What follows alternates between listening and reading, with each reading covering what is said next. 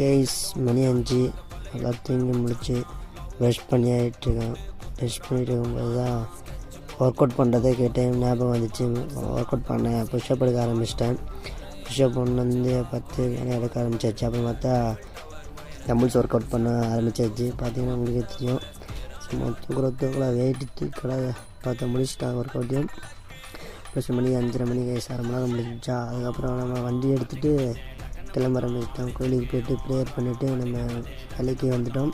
ஏன்னா கடையை திறந்து நம்ம அதனா ஒரு சரக்கு ஒருத்தவங்களுக்கு மட்டும் கொடுத்துட்டு திருப்பி கம்பெனிக்கு வந்து நம்ம வேலையை ஆரம்பித்தாச்சு. கம்பெனி சிட்டி ஒர்க்கு இதில் பார்த்திங்கன்னா கடலமுட்டை போடுறது தான் நம்மளுடைய இதில் இருக்கும். பார்த்திங்கன்னா அப்புறம் பண்ணி 1:30 நெக்ஸ்ட்டு கிளம்பியாச்சு. வீட்டுக்கு போகலான்னு பார்த்தா வெயில் ரொம்ப இருந்துச்சு வயசு. அப்படின்னு பார்த்தா வீட்டுக்கு வந்துச்சு.